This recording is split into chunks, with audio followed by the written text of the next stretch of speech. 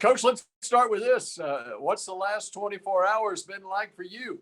Oh, it's been a great 24 hours just to see those kids, see some hard work that they put in to see it really worked out, and they're state champions and excitement and, just talking to them, how thankful they are, for being able to win state, things like that. And they understand the hard work. So, it's been great for the coaching staff, the community, the city of Dallas, and the kids.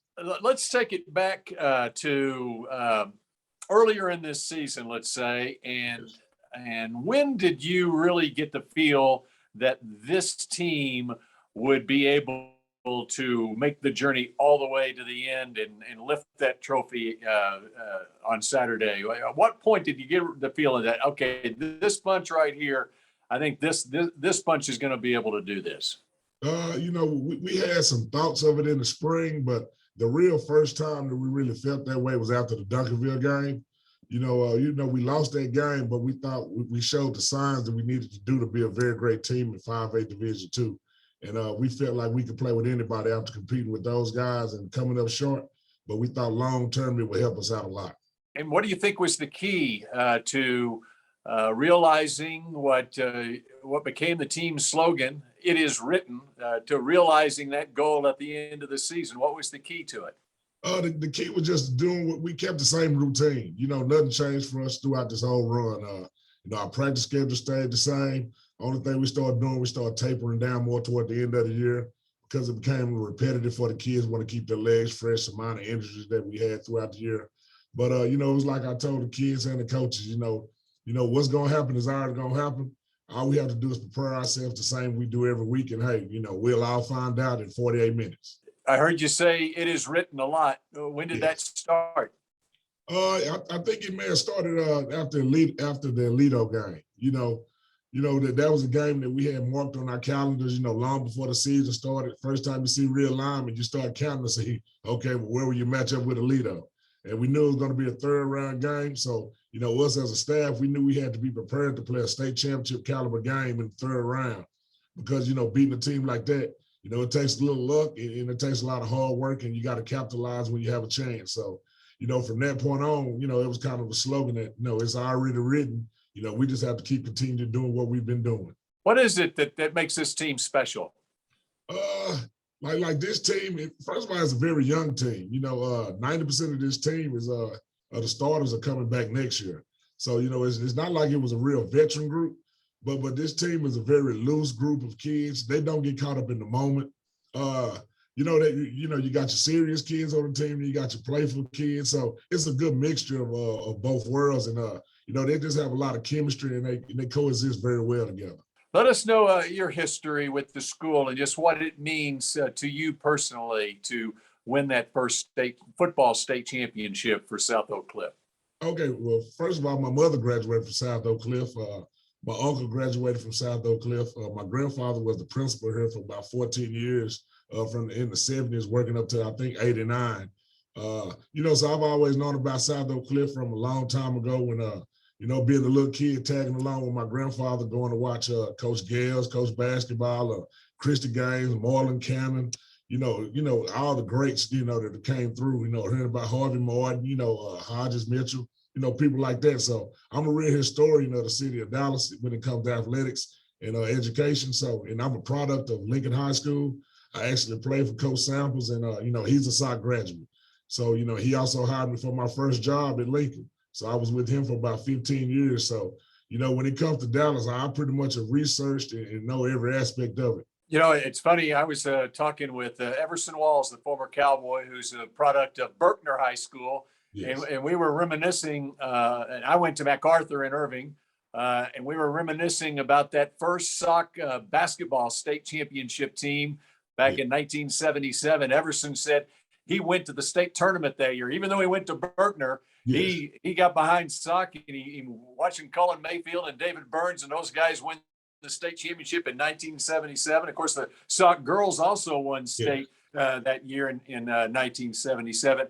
It's really fun to see the whole community get behind a team as it wins a state championship, but especially this year for the football team, don't you think? Yeah, it's been real great, just to see the steam pick up and people starting to believe.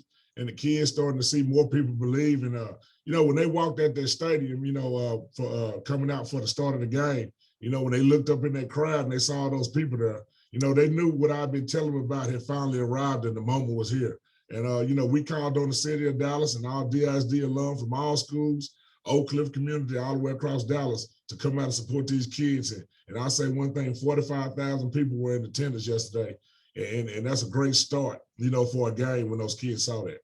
With your long history in Dallas and with your family and so forth, what does it mean to be the head coach of a South Oak Cliff team that wins the first football UIL state championship for a DISD going all the way back to the 50s? It's real big, for me just following Dallas Carter when I was young. I had an Aunt Sandra, my Aunt Sandra, she had multiple boys that played, doing those Carter runs of the 80s, from tagging along my grandfather, watching so many different people play. It was something you dream about as a kid.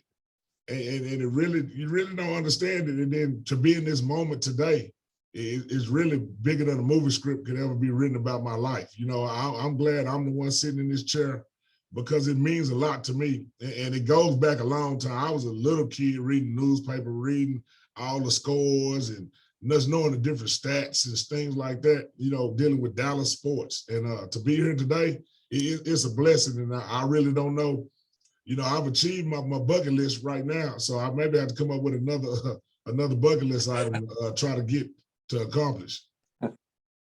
What does Coach Samples mean to you? So many coaches and people in high school football call him the Godfather with good reason. What has he meant to you in your coaching career? He birthed my coaching career. He was the first person that gave me a chance. He allowed me to grow as a coach. He was hard on me. He treated me just like how he treats Rashad, his own son.